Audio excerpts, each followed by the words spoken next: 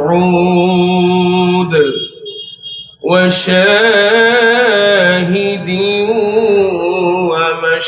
ومشهود قتل أصحاب الأخدود النار ذات الوقود في شان حبيبه مخبرا وآمرا إن الله وملائكته يصلون على النبي يا أيها الذين آمنوا صلوا عليه وسلموا تسليما اللهم صل مولانا محمد وعلى آله سيدنا দেখতে সুন্দর লাগবে যারা দাঁড়ানো আছেন মেহেরবানি করে খুব বসি আমরা সুন্দর লাগে না তো সামিয়ানার ব্যবস্থা আছে আর খুব বেশি ঠান্ডা হতো না মোটামুটি আবহাওয়া অনুকূলে ভালো একটা পরিবেশ পিছনে যারা আছেন একটু আসেন সামনে এখনো যারা আছেন একটু সামনে আসেন মুরব্বী বাবারা একটু সামনে যুবক ভাই যারা আছেন এখানে যারা দাঁড়ানো আছেন ভাই একটু আসেন না মাহফিলে আসেন না সামিয়ানার ভিতরে আসেন সম্মানিত হাজিরিন আল্লাহ তাআলা আমাদেরকে আসার তৌফিক দিয়েছেন বলে তো আমরা আসতে পেরেছি আল্লাহ তাআলা যদি আমাদেরকে তৌফিক না দিতেন আমরা কি আসতে পারতাম সম্মানিত হাজিরিন আল্লাহ তাআলা যেহেতু আমাদেরকে সুযোগ করে দিয়েছেন এরকম একটি কোরআন সুন্নাহর মজলিসে বসার সুযোগ পেয়েছি কিছুটা সময় আমাদের মন আমাদের জবান আল্লাহ এবং আল্লাহর রাসূলের জন্য কি ব্যয় করতে পারবো না ইনশাআল্লাহ দেখছেন তোমার চাচা মাশাআল্লাহ আল্লাহ তাআলা হায়াত দেখ কত বলিও যাই হোক আমরা একটু প্রাণ ভরে আমরা তো দুরূদ সবাই পড়ি কিন্তু আমরা বেশিরভাগই আমাদের জবান দিয়ে পড়ার চেষ্টা করি কিন্তু হৃদয় দিয়ে চিন্তা করি না আমরা দুরূদ পড়বো জবান দিয়ে কিন্তু আমার হৃদয়ে আমি মদিনার দিকে খেয়াল করব আপনার অন্তরে মহব্বত পয়দা হবে রাসূলের প্রতি আমার রাসূলের প্রতি ইশক এবং মহব্বত নিয়ে দুরূদ শরীফ যদি পড়েন আল্লাহর হাবিবের প্রতি আপনার ভালোবাসা জন্ম নেবে এটাই আপনার আমার জীবনের জন্য নাজাতের জরিয়া হতে পারে তো আমরা একটু জবান খুলে প্রাণ ভরে দুরূদ শরীফ পড়ি তারপরে আমরা ধারাবাহিকভাবে সবাই আলোচনা শুনবো একটু জবানটা খুলে পড়ি আল্লাহুম্মা সাল্লি مولانا محمد وعلى آل سيدنا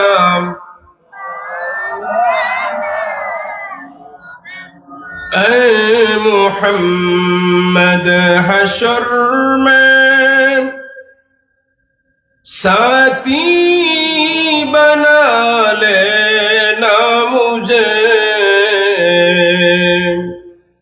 روز محشر دست اپنے سے پلا لینا مجھے اللہم صلی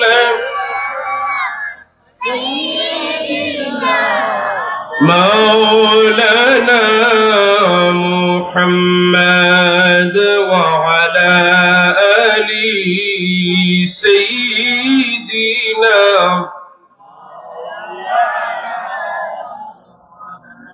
امتوں میں بے نوا مجھ سا اور کوئی نہیں شرم سارم اپنی داموں میں چھپا لینا مجھے اللہم صلی مولانا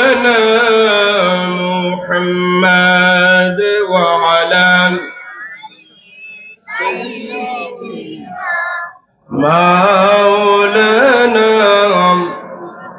লা ইলাহা ইল্লাল্লাহ লা ইলাহা ইল্লাল্লাহ লা ইলাহা ইল্লাল্লাহ লা ইলাহা ইল্লাল্লাহ লা ইলাহা ইল্লাল্লাহ লা ইলাহা ইল্লাল্লাহ লা ইলাহা ইল্লাল্লাহ লা ইলাহা ইল্লাল্লাহ লা ইলাহা ইল্লাল্লাহ মুহাম্মাদুর রাসূলুল্লাহ সাল্লাল্লাহু আলাইহি ওয়াসাল্লাম। বাঙালিয়া যুব সমাজের উদ্যোগে এলাকার সকল মুর্দেগানের ইসালে সব উপলক্ষে বার্ষিক ওয়াজ ও দোয়ার মাহফিলের মুহতারাম সম্মানিত সভাপতি মণ্ডলীগণ, আজকের মাহফিলের সম্মানিত প্রধান অতিথি, প্রধান আকর্ষণ, মুআজ্জাজ উলামায়ে কেরাম, উপস্থিত মুরব্বিয়ানে কেরাম, যুবক ভাইয়েরা, স্কুল কলেজ মাদ্রাসার ছাত্র বন্ধুরা, পর্দার নিশি আমার শ্রদ্ধাভাজন সম্মানিত মা ও বোনেরা, আসুন আমরা প্রথমে মহান আল্লাহ তাআলার দরবারে শুকর আদায় করি, যিনি আমাকে আপনাদেরকে আজকে বরকতপূর্ণ মাহফিলে আসার বসার, কথা বলার, কথা শোনার তৌফিকটুকু দান করেছেন। জবান খুলে বলি আলহামদুলিল্লাহ। আজকের মাহফিলে যে আপনারা উপস্থিত হয়েছেন, এতে খুশি না বেজার? খুশি মনে বলেন আলহামদুলিল্লাহ। একটু যুবকদের কণ্ঠে আওয়াজ করে বলি আলহামদুলিল্লাহ। মুহতারাম হাজিরিন, এই মুহূর্তে আপনার আমার মতো কত মানুষ বিভিন্ন কঠিন রোগে আক্রান্ত হয়, বিভিন্ন ক্লিনিকে হাসপাতালে ভর্তি আছে না নাই? আপনি যদি আপনার গ্রাম তালাশ করেন, অনেক মানুষের হয়তো ইচ্ছে ছিল আজকে মাহফিলে আসবে, কিন্তু অসুস্থতার কারণে আসতে পারে নাই। আল্লাহ চাইলে আমাদেরকে অসুস্থ বানাতে পারতেন, কিন্তু আল্লাহ আমাদের প্রতি দয়া করেছেন, সুস্থ রেখেছেন। সুস্থতা কত বড় নিয়ামত, এটা অসুস্থ না হওয়া পর্যন্ত বোঝানো যায় না।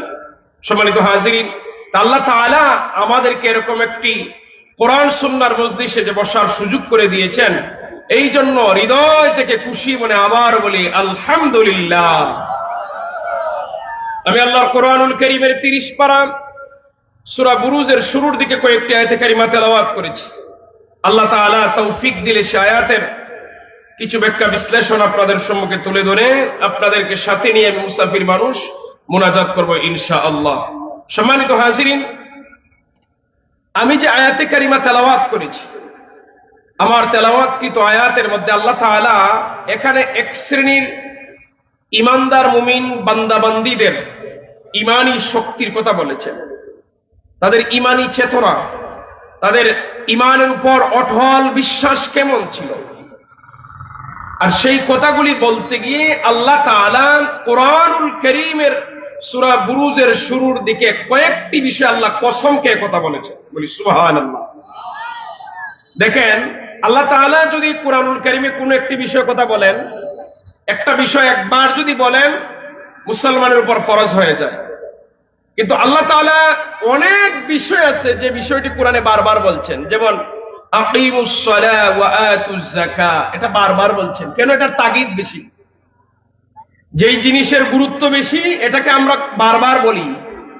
আল্লাহ তাআলা নামাজের ব্যাপারে, যাকাতের ব্যাপারে গুরুত্ব বেশি বিধায় বারবার বলছেন কোরআনে, একবার বললেই হতো। আবার দেখা গেছে অনেক বিষয় বলার আগে আল্লাহ তাআলা অনেক বিষয় কসম খেয়েছেন। কসমকে আল্লাহ কথা বলছেন, মানে এটার গুরুত্ব বোঝানোর জন্য। আমরা অনেক সময় কসম করে কথা বলি না? কসম করি কিনা? অনেক সময় আমরা ঝগড়া লাগলে কসম করে ফেলি। ইমানদার মুসলমান হিসাবে, একজন মুসলমান হিসাবে কখন কসম করে কথা বলতে পারবো তার নীতিমালা ইসলাম আমাদেরকে দিয়েছে। আন্দাজি যদি যে কোনো জায়গায় যে কোনো সময় কসম করেন গুনাহ হতে পারে। মুসলমান হিসাবে আমরা কখন কসম করে কথা বলতে পারবো তার নীতিমালা ইসলাম আমাদেরকে দিয়েছে। মনে করেন আপনি একজন সত্যবাদী মানুষ, ভালো মানুষ, আপনার উপর কেউ মিথ্যা অপবাদ দিয়ে দিল, এটাকে খণ্ডন করার জন্য আপনার কাছে কোনো সাক্ষী নেই, কোনো দলিল প্রমাণাদি নেই যে আপনি এটাকে খণ্ডন করবেন। অথচ আপনি সত্যবাদী, ভালো মানুষ, কিন্তু এই অপবাদ থেকে বাঁচার জন্য আপনার কাছে কোনো দলিল নাই, সাক্ষী নাই, প্রমাণ নাই, তখন কি করবেন? শরীয়ত তখন অনুমতি দিছে আপনি আল্লাহর নামে 3 বার শপথ করে কথা বললে কোনো গুনাহ হবে না। আপনি বলতে পারবেন যে আমি আল্লাহর নামে কসম খেয়ে বলি, আল্লাহর নামে শপথ, বাংলাই বলেন আর আরবি বলেন, বলতে পারবেন, কোনো অসুবিধা নাই। 3 বার যদি আল্লাহর নামে কসম করে কথা বলেন কোনো গুনাহ হবে না। কিন্তু আমরা ওই অবস্থায় কসম করি না। তো আমরা ঝগড়া লাগছি টাকা নিয়ে, ব্যবসা নিয়ে, এই কসম করে কথা বল, আমরা অনেকে বলি, কসম করে স্বেচ্ছায় বলি বলি, অনেকে আরেকজনকে বলার জন্য, কসম করে কথা বলার জন্য তাগিদ দিই। বিশেষ করে মা বোনরাও আমার আলোচনা শুনতেছেন, অনুরোধ করবো, অনেক সময় মহিলাদের মধ্যে ঝগড়াঝাটি হয়, এটা স্বাভাবিক, যেহেতু আমরা মানুষ, দোষে গুণে আমরা মানুষ, ঝগড়া হতেই পারে, এটা অস্বাভাবিক কিছু না, ঝগড়া লাগে। কিন্তু দেখা যাবেন মা বোনদের মধ্যে এই প্রবণতা বেশি, এরা ঝগড়া লাগলেই, ঝগড়া যখন চরম পর্যায়ে চলে যায় তখন বলে তোর ছেলে নিয়ে কসম করে কথা বল। সন্তানের কসম খায়, মায়ের কসম খায়, বাবার নামে কসম খায়, সম্পূর্ণ হারাম, অবৈধ। কসম একজনের নামে হবে, তিনি কে? আল্লাহ ছাড়া কোন গায়রুল্লাহর নামে কসম করা, কসম করে কথা বলা শরীয়তে কোনো অনুমোদন নেই। সম্মানিত হাজিরিন, তাহলে আমরা কসম করে কথা বলবো, কিন্তু এটার একটা নীতিমালা আছে, কোন সময় বলবো, আন্দাজি বললে হবে না। আমার আল্লাহ রাব্বুল আলামিন কোরআনুল কারীমে মাঝে মধ্যে বিভিন্ন জায়গায় বিষয়ের গুরুত্ব, তাগিদ বুঝাতে গিয়ে আল্লাহ কসম করে কথা বলছেন। ওই জায়গায় সূরা বুরুজের মধ্যে আল্লাহ রাব্বুল আলামিন ইমানদারদের গুরুত্ব বুঝাতে গিয়ে কয়েকটি বিষয় কসম খেয়েছেন। আমি ধারাবাহিকভাবে কসমের ব্যাখ্যা দিব, তারপরে ইমানদারদের আলোচনা করব ইনশাআল্লাহ। আমার আল্লাহ রাব্বুল আলামিন সূরা বুরুজের মধ্যে ইমানদারের দৃঢ়তা বুঝাতে গিয়ে কয়েকটি বিষয়ে কসম করে কথা বলেছেন। আল্লাহ তাআলা বলেন, ওয়াস-সামাঈ যাতিল বুরুজ, শপথ আকাশের এবং তার তারকারাজি সমূহের, ওয়াল ইয়াউমিল মাউউদ, সেদিনের, যে দিনের ওয়াদা করা হয়েছে, অর্থাৎ কিয়ামত দিবসের, ওয়া শাহিদিন ওয়া মাশহুদ, শপথ শাহেদের, শপথ মাশহুদের, শাহেদ দ্বারা জুমার দিন, মাশহুদ দ্বারা আরাফার দিন। কুতিলা আসহাবুল উখদুদ আন-নারি যাতিল ওয়াকুদ, ধ্বংস হয়েছিল সেই গর্তওয়ালারা, যে গর্তের মধ্যে ছিল ইন্ধনপূর্ণ আগুন। এই হলো সরল অনুবাদ। এবার একটা একটা করে ব্যাখ্যা করি। ওয়াস-সামাঈ যাতিল বুরুজ, আল্লাহ তাআলা আকাশের শপথ করলেন এবং বুরুজের শপথ করলেন। আকাশের মধ্যে যে আমরা তারা দেখি, তারকারাজি, এটাকে আরবিতে বলে বুরুজ। বুরুজ শব্দটি বহু বচন, এক বচনে বলা হয় বারজুন, মানে তারকা। বুরুজ মানে তারকা সমূহ।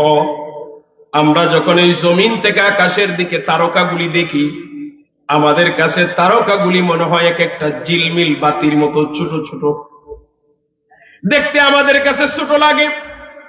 কিন্তু যেই কোনো জিনিসকে আপনি যত নিকটে গিয়ে দেখবেন ওই জিনিসটা বড় লাগবে, আর কোন জিনিসকে যত দূর থেকে দেখবেন তত ছোট লাগবে। 1 কিলোমিটার দূর থেকে একজন মানুষকে দেখবেন একবারে ছোট দেখা যায়, যত নিকটে আসবেন দেখবেন বড় দেখা যায়। এই দুনিয়া থেকে আকাশ অনেক দূরে, 15 কোটি কিলোমিটার দূরে সূর্য আছে। আমরা যদিও তারাগুলিকে দেখি ছোট ছোট, কিন্তু বাস্তবে ছোট নয়, এক একটি তারা অনেক বড় বড়। কত বড় উদাহরণ হিসেবে বলি, এই যে আমাদের বাংলাদেশের এরিয়া 1,47,000 বর্গ কিলোমিটার বা 56,000 বর্গ মাইলের দেশ বাংলাদেশ। 64টি জেলা আছে। 64টি জেলার মধ্যে 64টি জেলা ঘুরে বেড়াইছেন এমন কোন মানুষ খুঁজে পাওয়া যাবে না। এখানের মধ্যে আমরা যারা আছি, কেউ যদি বেরিয়ে তাকেও প্রতিটা উপজেলায় যায় নাই, প্রতিটা উপজেলায় যদি কেউ গিয়ে তাকে প্রতিটা গ্রামে যাওয়ার সুযোগ নাই। পৃথিবীর মানচিত্রের তুলনায় আমার দেশ ছোট হলো, আমার বাংলাদেশ আমার কাছে অনেক বড়, ঠিক কিনা? আমার দেশ আমার কাছে অনেক বড়। আচ্ছা, বাংলাদেশের তুলনায় আমাদের যে পার্শ্ববর্তী রাষ্ট্র ভারত ছোট না বড়? একটু কথা বলেন না। অনেক বড়, তার একটা অঙ্গরাজ্য আমাদের চেয়ে বড়।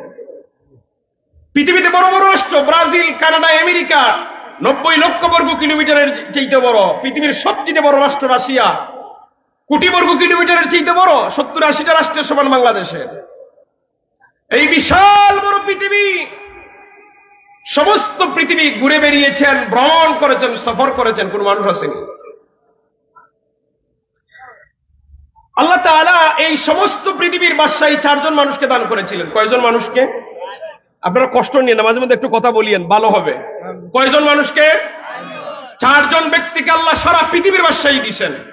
2 জন ছিলেন মুসলমান, 2 জন ছিলেন কাফের। মুসলমানের একজন হলেন বাদশাহ সুলাইমান, যিনি আল্লাহর নবী ছিলেন।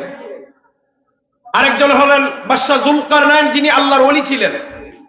কাফেরের একজন হলো বাদশাহ নমরুদ, আরেকজন হলো বুখতে-নসর। নমরুদ সম্পর্কে আমরা জানলেও বুখতে-নসর সম্পর্কে জানি না, কারণ তার আলোচনা কম হয়। এই 4 জনই বাদশাহ ছিলেন, কিন্তু 4 জনই সারা পৃথিবী সফর করেন নাই। আমি উদাহরণ হিসেবে বলি, আমাদের দেশের প্রধানমন্ত্রী যারাই ইতিপূর্বে হইছে, সারা বাংলাদেশ কি ঘুরে বেড়াইছে? না, এরা রাজধানীতে থাকে, সব জায়গায় যায় না। তো সারা পৃথিবীর বাদশাহী 4 জন ছিলেন, কিন্তু সারা পৃথিবী ভ্রমণ করেন নাই। একজন করছেন, যুলকারনাইন। উনার নাম কুরআনুল কারীমের 15 এবং 16 পারা একটা সূরা আছে, সূরা কাহাফ। ওই সূরা কাহাফের মধ্যে আল্লাহর ওই গোলামের নামটা আছে। সুবহানাল্লাহ।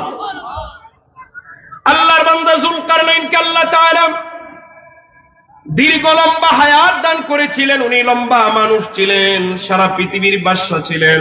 অন্য একটি কারণে পৃথিবীর উত্তর থেকে দক্ষিণ, পূর্ব থেকে পশ্চিম সারা পৃথিবী ভ্রমণ করেছেন। সম্মানিত হাজির, তাহলে পৃথিবীটা বিশাল বড়। এই পৃথিবী কোন ছোট নয়, বিশাল বড়। কিন্তু আল্লাহ তাআলার সৃষ্টিকুলের তুলনায় পৃথিবীটা কত ছোট, কত বড় আমরা একটু জানার চেষ্টা করি। বিজ্ঞানীদের ধারণা, এই পৃথিবীর চাইতে আকাশের মধ্যে যে সূর্য আছে, সূর্যটা হলো 13 লক্ষ গুণ বড়। পৃথিবীর চাইতে সূর্য 13 লক্ষ গুণ বড়। 13 গুণ না, 1300 না, 13,000 না, 13 লক্ষ গুণ বড়। এটা বিজ্ঞানীদের ধারণা, কম বেশ তো হবেই। 13 লক্ষ গুণ বড় একটা সূর্য। বর্তমান বিজ্ঞানীরা গবেষণা করে অনেক গ্রহ আবিষ্কার করেছে, নাম দিছে গ্যালাক্সি। তারা বলে একটা গ্যালাক্সির ভিতরে 10,000 সূর্যের জায়গা হবে। আধুনিক বিজ্ঞানীরা আরো গবেষণা চালিয়ে আরো গ্রহ আবিষ্কার করেছে, নাম দিছে ব্ল্যাক হোল, কৃষ্ণ গহ্বর। বলে এক একটা ব্ল্যাক হোলের ভিতরে লক্ষ লক্ষ সূর্যের জায়গা হবে, এত বিশাল বড় গ্রহ।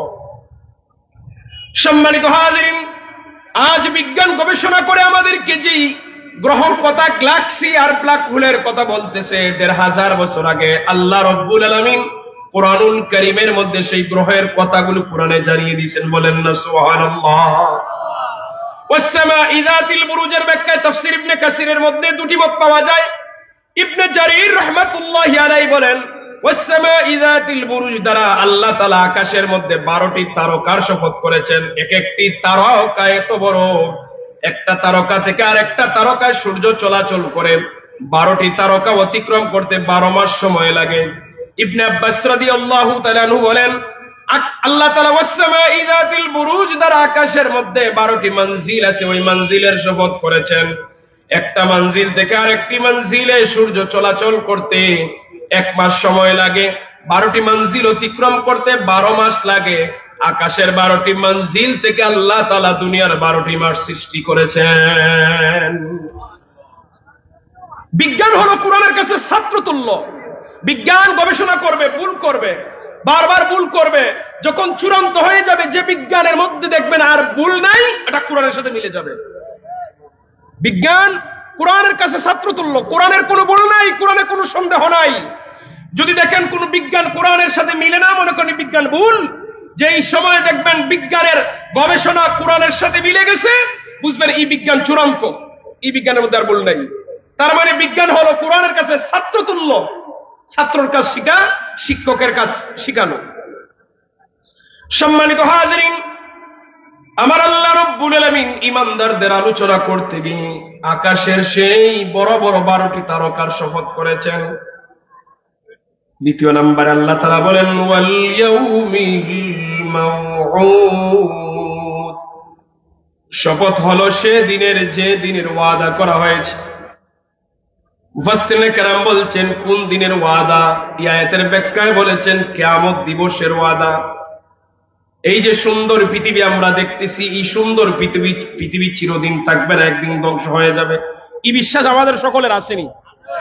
পৃথিবীতে ধ্বংস হবে, কিয়ামত যে হবে, আমাদের বিশ্বাস আছে না নাই? কিয়ামত হবে, ধ্বংস হবে। কিন্তু কিয়ামতের এই ভয়াবহ অবস্থাটা কেমন হবে কোন মানুষকে বলে বোঝানো সম্ভব না। তবে আল্লাহ তাআলা কোরআনে বলছেন, দেখেন ভূমিকম্প দিলে আমাদের অবস্থা কেমন জানি, আমাদের কলবের মধ্যে তরপর কাঁপাকাঁপি শুরু হয়ে যায়। একটু ভূমিকম্প দিলে আমরা সবাই আল্লাহ আল্লাহ বলে চিৎকার দিয়ে করতে বের হয়ে যাই জান বাঁচানোর জন্য, অল্প ভূমিকম্প দেয়। কিন্তু কিয়ামত যখন অনুষ্ঠিত হবে, পৃথিবীর সবকিছু চূর্ণ বিচূর্ণ হয়ে ভেঙ্গে পড়বে, ওই সময় মানুষ একমাত্র নিজের চিন্তাই করবে, এমনকি তার সন্তানের চিন্তা, তার মা বাবার চিন্তা বাদ দিয়ে দিবে। মোর একটা কঠিন সময় আসবে। মুফাসসিরিনে কেরাম বলছেন, কিয়ামত যখন অনুষ্ঠিত হবে, কিয়ামতের সমস্ত আলামত যখন প্রকাশ পেয়ে যাবে, যখন পরিপূর্ণ চূড়ান্ত কিয়ামত আরম্ভ হয়ে যাবে, কেউ বাজারে থাকবে লেনদেনে, কেউ ঘুমের মধ্যে থাকবে, কেউ হাল চাষে থাকবে, কেউ দুনিয়ার নিজ নিজ কাজের মধ্যে থাকবে। এমন সময় ভূমিকম্প আরম্ভ, কিয়ামত আরম্ভ হবে। দুইজন মানুষ দোকানে গেছে, একজন জিনিস কিনতেছে, আরেকজনের টাকা নিচ্ছে। এই লেনদেন হওয়ার পরে বিক্রেতার হাত থেকে টাকা পড়ে যাবে, ক্রেতার হাত থেকে জিনিস পড়ে যাবে। দুইজনই ওই জায়গা থেকে নিজেরে বাঁচানোর জন্য পাগলের মতো দৌড়াতে থাকবে, কেউ কারোর দিকে আর হুঁশ নাই। সম্মানিত হাজিরিন, কিয়ামতের এমন কঠিন মাঠ হবে, ওই দিন নিজের কলিজার টুকরা সন্তানের কথা মা বলে যাবে। এটা আমার কথা নয়, আমি যদি বলতাম আমার কথা আপনি চাইলে গ্রহণ করতেন, না চাইলে আপনি ফেলে দিতে পারতেন, কিন্তু কথাগুলি রব বলেছেন। ইয়াউমা ইয়াফিরুল মারউ মিন আখিহি ওয়া উম্মিহি ওয়া আবিহি ওয়া সাহিবাতিহি ওয়া বানিহি। আল্লাহ তাআলা বলেন, ইয়াউমা ইয়াফিরুল মারউ মিন আখিহি, ওই দিন মানুষ পলায়ন করবে। আখি মানে ভাই, নিজের ভাই থেকে মানুষ পালিয়ে যাবে। ওয়া উম্মিহি ওয়া আবি, উম্মি মানে মা, আবি মানে বাবা। ওই দিন মানুষ পালিয়ে যাবে তার মা থেকে, তার বাবা থেকে। ওয়া সাহিবাতিহি ওয়া বানি, ওই দিন মানুষ পালিয়ে যাবে তার সাথী থেকে। সাথী মানে সাহিবাতিহির অর্থ হলো স্ত্রী, বন্ধু। দুনিয়াতে যার সাথে আপনার দুস্তি ছিল, বন্ধুত্ব ছিল, ওই মানুষ থেকে মানুষ পলায়ন করবে। ওয়া বানি, নিজের কলিজার টুকরা ছেলে মেয়ে সন্তান থেকে মানুষ পালিয়ে যাবে। আচ্ছা, এই কথাগুলি যদি আমি বলতাম গ্রহণ নাও করতে পারতেন। কথাগুলি বলেছেন কে? আল্লাহর নামটা একটু জুড়ে বলেন, কে বলেছেন? আল্লাহ বলছেন ওই দিন মানুষ পালিয়ে যাবে নিজের ভাই থেকে, নিজের মা থেকে, নিজের বাবা থেকে, নিজের স্ত্রী থেকে, নিজের সন্তান আদি থেকে, নিজের বাঁচানোর জন্য। ততক্ষণ পর্যন্ত মানুষ বলে যাবে আপন মানুষকে, যতক্ষণ পর্যন্ত না সে জান্নাত নিশ্চিত না হয়। যে সময় আল্লাহ তাআলার পক্ষ থেকে তাকে জান্নাত ঘোষণা দিয়ে দেওয়া হবে, ওই সময় তার মনে পড়বে তার বাবার কথা, মনে পড়বে তার মায়ের কথা, মনে পড়বে তার সন্তানের কথা, মনে পড়বে তার দুনিয়ার যার সাথে মহব্বত ছিল ওই মানুষের কথা। যত সময় পর্যন্ত মুক্তি পাবে না, দুনিয়ার সব মানুষকে মানুষ ভুলে যাবে, শুধু নিজেকে নিয়ে ব্যস্ত থাকবে। তো আল্লাহ তাআলা ঈমানদারদের আলোচনা করতে গিয়ে সেই কিয়ামতের ভয়াল অবস্থার কথা শপথ করে বলেছেন। তার মানে ওই ঈমানদারদের আলোচনার গুরুত্ব আছে না নাই? একটু কথা বলেন, আছে না নাই? অবশ্যই আছে, বিধায় তো আল্লাহ বলছে। সম্মানিত হাজিরিন, এরপর আল্লাহ তাআলা শপথ করে বলতেছেন, ওয়া শাহিদিন ওয়া মাশহুদ। শপথ হলো শাহেদের, শপথ হলো মাশহুদের। শাহেদ দ্বারা জুমার দিন, মাশহুদ দ্বারা আরাফার দিন। আল্লাহ তাআলা জুমার দিনের কেন শপথ করলেন? জুমার দিন হলো মুসলমানদের কাছে সবচেয়ে দামি দিন। আল্লাহ তাআলা জুমার দিনকে বলেছেন সাইয়্যিদুল আইয়াম, সরদারের দিন। 7 দিনের মধ্যে সবচেয়ে দামি দিন হলো জুমার দিন, আর 7 রাতের মধ্যে সর্বশ্রেষ্ঠ রাত হলো জুমার রাত। এই রাত এবং দিন আল্লাহর কাছে অত্যন্ত দামি, এটা মুসলমানদের জন্য নিয়ামত। ওই রাত্রের দোয়া কবুল হয়, ওই দিনের বেলা দোয়া কবুল হয়। জুমার দিনের ভিতরে এমন কিছু মুহূর্ত সময় আছে, বান্দা যা চাইবে তাই আল্লাহ দিবেন। সময়ের ইখতিলাফ আছে, কেউ বলেছেন জুমার ফরজ নামাজের পরে, কেউ বলেছেন 2 খুতবার মধ্যখানে যে অল্প সময় থাকে ওই সময়, কেউ বলেছেন আসরের নামাজের পরে। কোন সময় কবুল হবে আল্লাহু আলাম, আল্লাহই ভালো জানেন।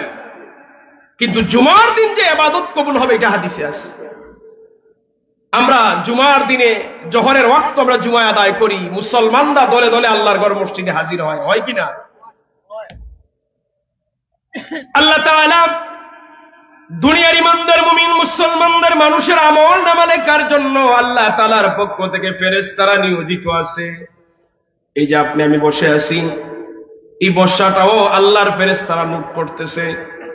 কুরআনুল কারীমের মধ্যে আছে, ওয়া ইন্না আলাইকুম লাহাফিজিন কিরামান কাতিবিনা ইয়ালামুনা মা তাফআলুন।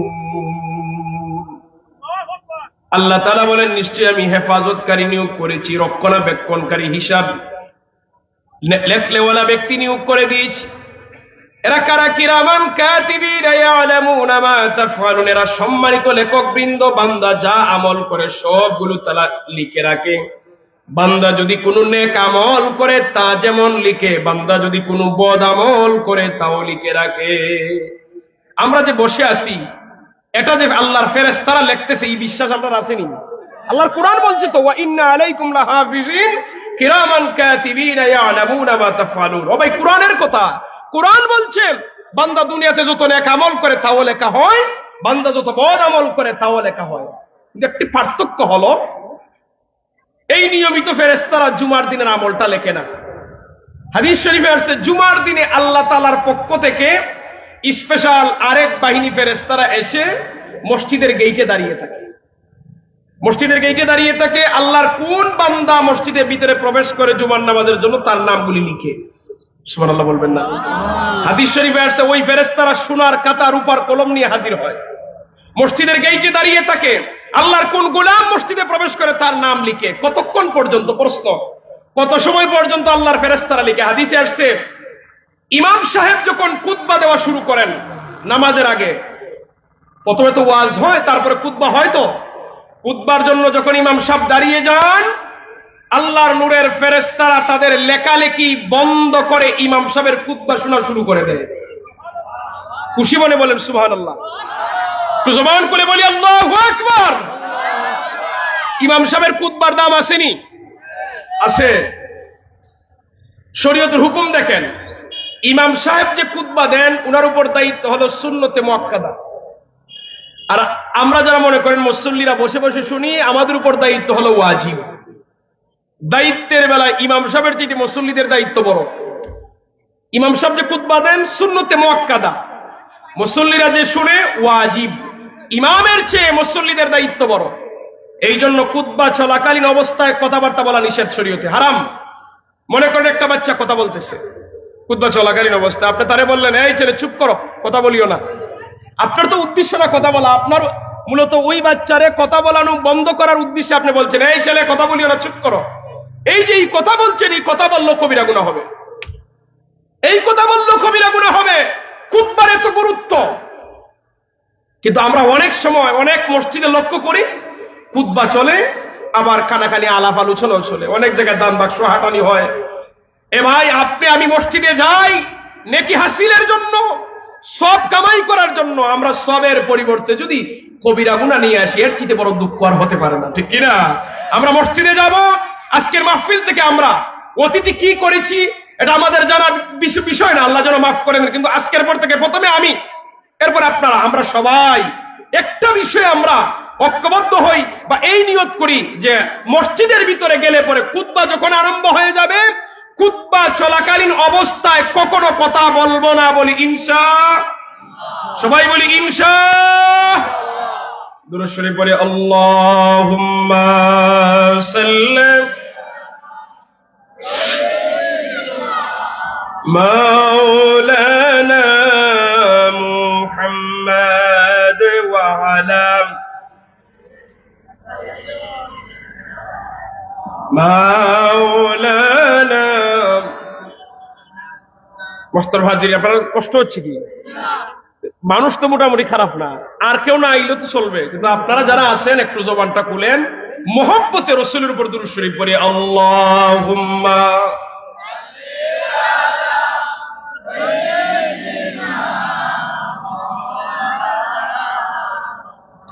وعلى آل سيدنا আর জবান খুলে পড়ি আল্লাহুম্মা সাল্লিম মাওলানা মুহাম্মদ ওয়া আলা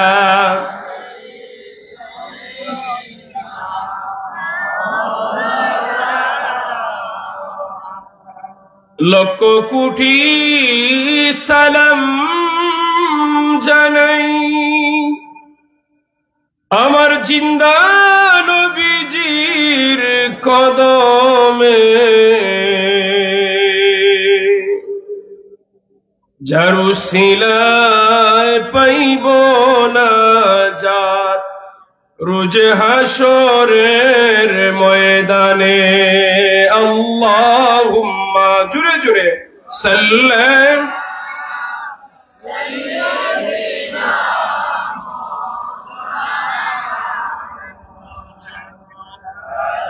وعلى آل سيدنا مولانا।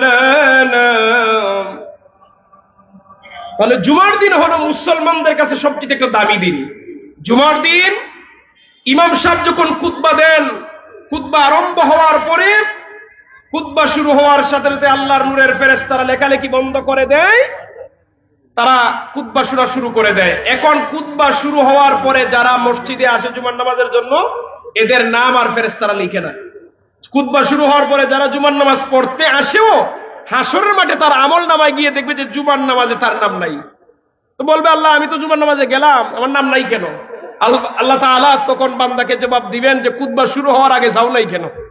কারণ খুতবা শুরু হওয়ার পরে ফেরেশতারা লিখে না, নাম বন্ধ করে দিয়ে লেখালেখি।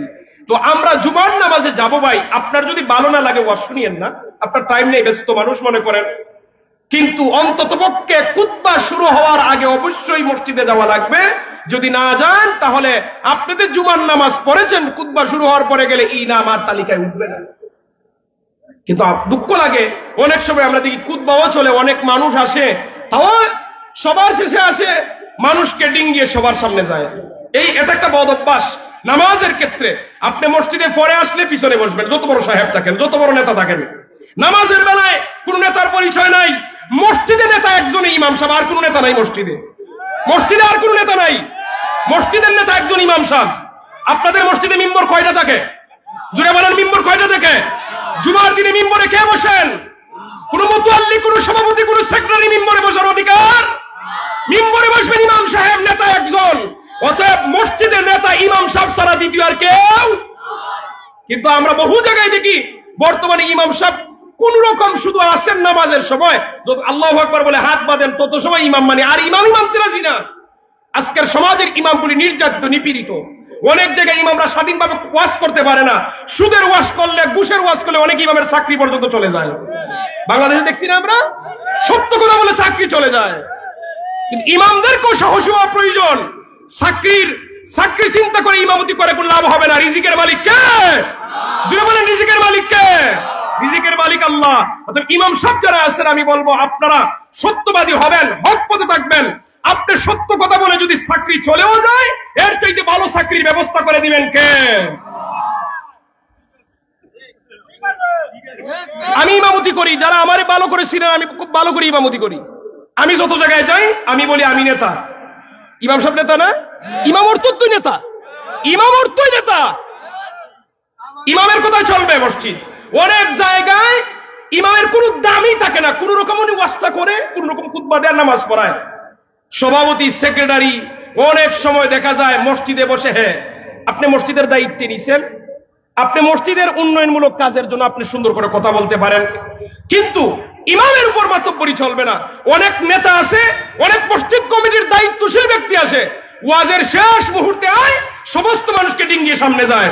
আরে বাবা, তোমার যদি টাইম থাকে না, তুমি কেন মসজিদের দায়িত্ব নেও? আজকে অনেক মসজিদের মুতাল্লি সেক্রেটারি আছে, নামাজি পড়ে না। বেনামাজির খামকে মসজিদ কমিটি বলেন। মসজিদ কমিটিতে থাকবে যারা নিয়মিত নামাজ পড়ে। ইমাম সাহেবের টিফিন আসে কিনা এটা মুতল্লি সাহেব খেয়াল করবে, ইমাম সাহেবের ঠিক মতো ওনার টাকার ব্যবস্থা আছে কিনা এটা মসজিদ কমিটি দেখবে। কিন্তু দেখা যায় মসজিদ কমিটির সভাপতি সাহেব শুধু শুক্রবারে আয়, পুরা সপ্তাহে সপ্তাহ খবর নাই তার। বেনামাজি কখনো মসজিদ কমিটি হতে পারে? কিন্তু আজকে অনেক জায়গায় দেখা যায় নেতা দেখে মসজিদ কমিটিতে। আরে ভাই, আপনি নেতা আছেন, সমাজে মাতব্বরি করেন, মসজিদে কেন দায়িত্ব নিছেন? সমাজের দায়িত্ব ঠিক মতো পালন করেন, এটার হিসাব কিয়ামতের দিন দেওয়া লাগবে। আবার মসজিদের দায়িত্ব নিছেন, এই দায়িত্ব তো কিয়ামতের দিন দেওয়া লাগবে। আমরা পৃথিবীতে, আমি আমার জায়গা থেকে আমি মনে করেন লেখাপড়া করেছি, আমার হিসাব আছে না নাই? শুধু ওয়াজ করে আর মাপ পেয়ে যাবো এমন সোজা না। আমরা যারা কথা বলি আমাদের হিসাব আরো কঠিন হবে। আপনি আপনার জায়গা থেকে হিসাব দিবেন, আমি আমার জায়গা থেকে হিসাব দিব। প্রত্যেকের জীবনে হিসাব আছে না নাই? অতএব যে যে দায়িত্ব নিবেন ঠিক মতো পালন করবেন। মসজিদ হলো আল্লাহর ঘর, এর চাইতে দামি ঘর আর পৃথিবীতে। অতএব মসজিদে নেতা ইমাম সাহেব, পরে যারা যাবেন আপনি পিছনে বসবেন, আগে যাবেন আপনি আগে বসবেন। মসজিদের মধ্যে সবচেয়ে উত্তম জায়গা হলো ইমাম সাহেব যেই জায়গায় দাঁড়ান, এরপরে ইমাম সাহেবের বরাবর যে মুয়াজ্জিন সাহেব দাঁড়ান। এরপরে নামাজের সিস্টেম হলো ডান দিকে একজন, বাম দিকে একজন, ডান দিকে একজন, বাম দিকে একজন, এইভাবে প্রথম কাতার ফিল আপ হবে। এরপরে দ্বিতীয় কাতার আবার শুরু হবে, বরাবর ইমাম সাহেবের পিছনে দাঁড়াবেন, এরপরে ডান দিকে একজন, বাম দিকে একজন, এইভাবে মসজিদের কাতার ফিল আপ করবেন। এইভাবে অনেক মানুষ আছে ইচ্ছাকৃত ভাবে সামনের কাতার খালি রেখে পিছনে বসে, এটা কিন্তু বদ অভ্যাস। আপনি সামনের কাতারে সব বেশি রেখে কেন পিছনে বসছেন? কেন পিছনে বসছেন? আমার নবী বলেন, যদি সামনের কাতারের সব সম্পর্কে মানুষ জানতো, লটারি করে হলো সামনের কাতারে যাইতো। আমরা সামনের কাতারে জায়গা খালি রেখে আমরা ইচ্ছাকৃত ভাবে পিছনে বই, কম সবের জন্য। কেন ভাই? আগে যাইবেন, আগে বসবেন, পরে যাবেন, পিছনে বসবেন। বেজার হইতেছেন আপনারা? এগুলা বাস্তবতা তুলে ধরতেছি। সম্মানিত হাজিরিন, আলহামদুলিল্লাহ, আপনাদের দোয়া। আমি ইমামতি করি ইমাম সাহেবের মতো, আমি যত জায়গায় ইমামতি করি আমি আমার মতো করি, এভাবেই চলবে ইনশাআল্লাহ। সম্মানিত হাজিরিন, জুমার দিনে আল্লাহ তাআলার পক্ষ থেকে স্পেশাল ফেরেশতার বাহিনী এসে মসজিদের সামনে দাঁড়িয়ে থাকে।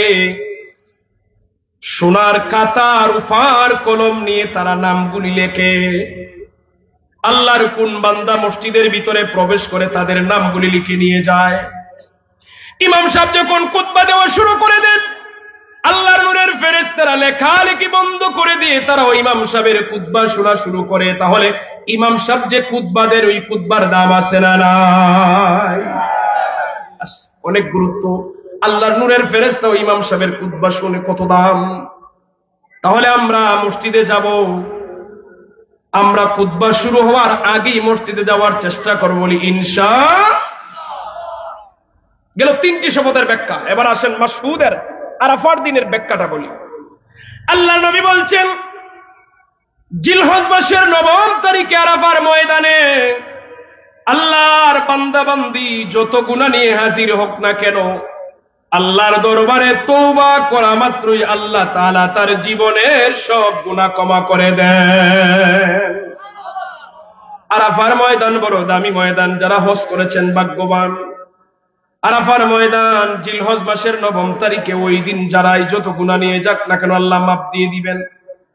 তবে আল্লাহ তাআলা আল্লাহর হক মাফ করে দিবেন, কোন বান্দার হক আল্লাহ মাফ করবেন না।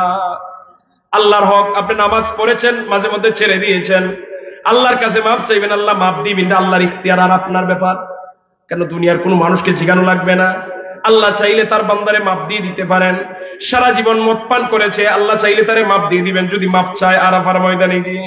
বা এমনও যদি তার বাড়িতে তওবার মতো তওবা করতে পারে, তাওবায়ে নাসুহা করতে পারে, আল্লাহ মাফ দিয়ে দিবেন। কিন্তু বান্দার হক, কোনো মানুষের টাকা মেরে যদি খান, কোন মানুষের হক নষ্ট করলেন, কোন মানুষের গালি দিলেন, কোন মানুষের গীবত করলেন, দুইজনের মধ্যে ঝগড়া লাগাইলেন, ওইটা আল্লাহ মাফ দিবেন না যত সময় পর্যন্ত ওই বান্দা মাফ না দিবে। আমরা বান্দার হক নিয়ে চিন্তাই করি না। আপনি যে একজনটা গালি দিছেন, এটা কিন্তু কিয়ামতের দিন সে আদায় করবে হাসরের মাঠে। আপনি তো মনে করছেন গালি দিয়ে দিছি, এটা আবার কি? এখন দুনিয়াতে আপনি মাপ নিছেন না, হাসরের মাঠে বলবে আল্লাহ অমুকে আবার গালি দিছিল। আল্লাহ ডাক দিবেন, তুমি কি চাও যে আমি ঋণ পরিশোধ, বলেন সে ঋণ পরিশোধ করার জন্য। তো হাসরের মাঠে তো টাকা পয়সা, দিনার দিরহাম ডলার পাউন্ড চলবে না। দুটি জিনিস দিয়ে লেনদেন হবে। কয়টি জিনিস? নেক আমল আর বদ আমল। তখন গালিকে একদিকে তোলা হবে, গালি অনুযায়ী ওই ব্যক্তির আমল নামা থেকে নেকি যারে গালি দিছিল তারে দিয়ে দেওয়া হবে। আপনি চাইলেও আটকাতে পারবেন না, অটোমেটিক আল্লাহ দিয়ে দিবেন। এখন দেখা গেল যে আপনি যে গালি দিছে তার কোনো নেকি নাই, তো যারে গালি দিছিল তার গুনাহ ওই গালির পরিমাণ তার আমল নামায় দিয়ে সে চলে যাবে। পরকালে কেউ কাউকে মাপ দিবে না। একটা গালি দিলে এটার পরিবর্তে আপনার হয় নেকি যাবে, না হয় তার বদি আনতে হবে। যখন নেকি শেষ হয়ে যাবে তখন বদি দিয়ে হবে।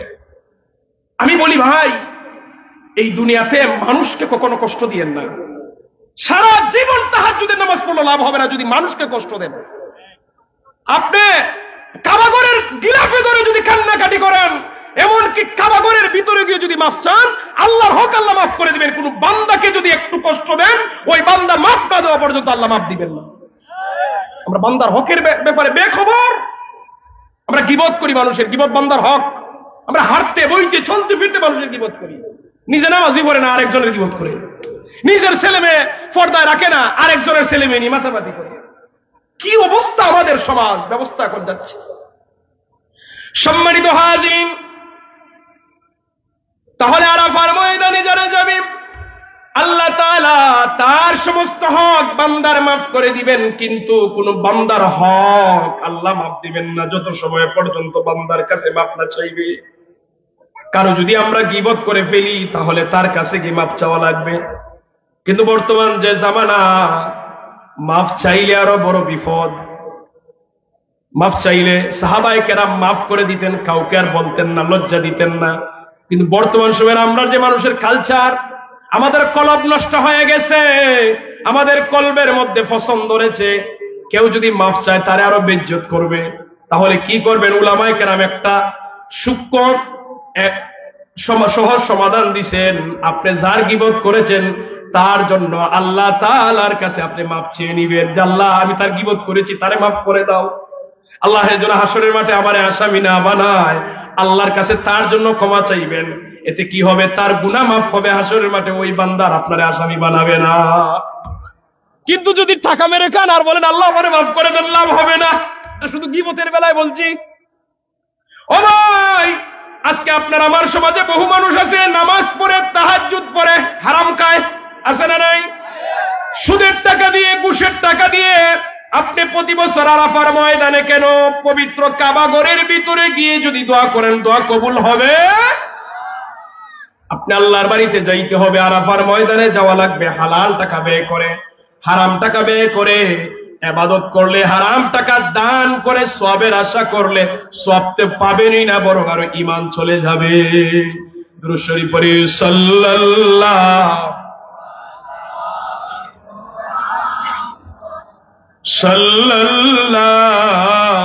আলাইহি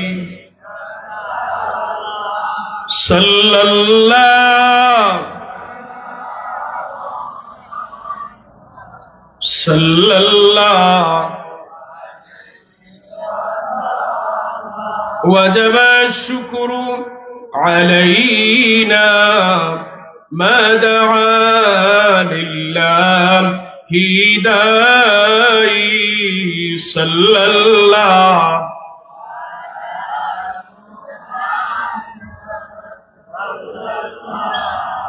عليه وسلم صلى الله على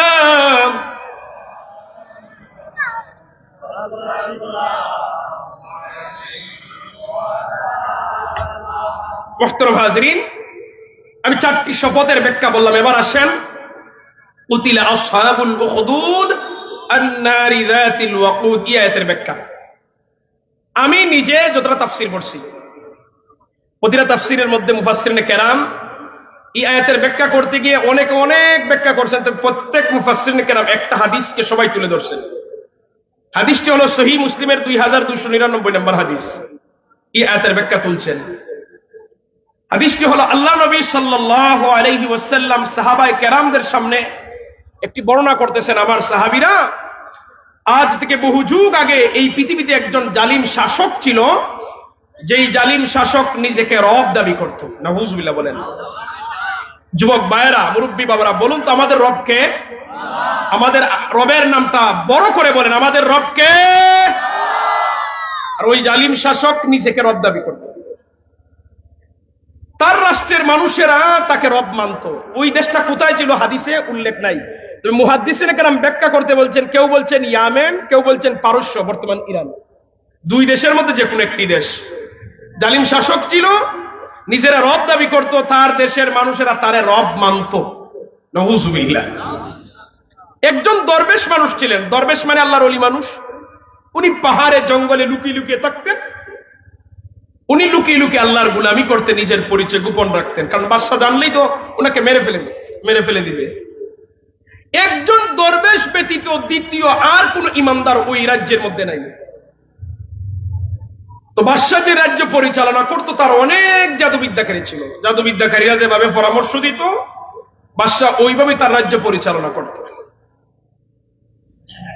একদিন জাদুবিদ্যাকারীর যিনি প্রধান উপদেষ্টা, সে বলে, বাদশা, আমার বয়স হয়ে গেছে, আমি দুর্বল হয়ে যাচ্ছি দিন দিন, হয়তো কিছুদিন পরে আমি মারা যাব। আমি যদি মারা যাই, কে তোমাকে পরামর্শ দিবে? বাদশা বলে, সুন্দর কথা বলেছো, তাহলে তুমি বলো আমি কি করতে পারি। জাদুবিদ্যাকারী বলে, বাদশা, তোমার রাজ্য থেকে শিক্ষিত সুদর্শন একজন যুবক আমার কাছে পাঠিয়ে দাও। আমার জানা যত জাদুবিদ্যা আছে সব আমি তারে শিখিয়ে যাব। আমি মারা যাওয়ার পরে সে তোমাকে পরামর্শ দিবে। বলি না নাউযুবিল্লাহ। শয়তানটা মারা যাইতে চায়, কিন্তু চায় যে আমি মারা যাওয়ার পর আমার শয়তানের জন্য পৃথিবীতে বেঁচে থাকে। বাদশা ঘোষণা দিয়ে দিল, সারাটা রাজ্য থেকে হাজার হাজার শিক্ষিত সুদর্শন যুবকেরা বাদশার দরবারে হাজির হয়ে গেল। কারণ বাদশার উপদেষ্টা হওয়ার সাধারণ কথা না, অনেক ভাগ্যবান হওয়ার কথা। সারা রাজ্য থেকে হাজার হাজার যুবকেরা বাদশার দরবারে গেল। আমি অনুরোধ করি, এখানে যারা রাস্তার পাশে আছেন, রাস্তায় যারা কথা বলেন, আপনারা একটু দূর যান ভাই। এখানে কেন আপনারা হাঁটাহাঁটি করবেন আর কথা বলবেন? আপনাদের যদি মনে করেন মাহফিলে আসার ইচ্ছা থাকে না, একটু দূরে গিয়ে কথা বলুন। এখানে কোনো ডিস্টার্ব দিয়েন না। এখানে জুমজুমি আওয়াজ হইতেছেন আপনাদের, এখান থেকে চলে যান আপনারা মেহরবানি করে রাস্তা থেকে। ভালো লাগলে ফ্যান্ডেলে আসেন, ভালো লাগে না ভাই একটু দূর গিয়ে কথা বলুন। আল্লাহর ওয়াস্তে মাহফিলে ডিস্টার্ব করিয়েন না। আপনারা অপ্রয়োজনীয় কথাবার্তা এখানে বলতেছে, এখানে দাঁড়িয়ে কথা বলার কোনো আজকে ঠিক না। আপনারা ফ্যান্ডেল আয়োজন করছেন, ওই ফ্যান্ডেলে বসবেন, না দূর যাবেন, কেউ থাকবেন না এখানে, সবাই চলে যাবে। এত গফ নিয়ে মাহফিলে আসার কি দরকার আপনার?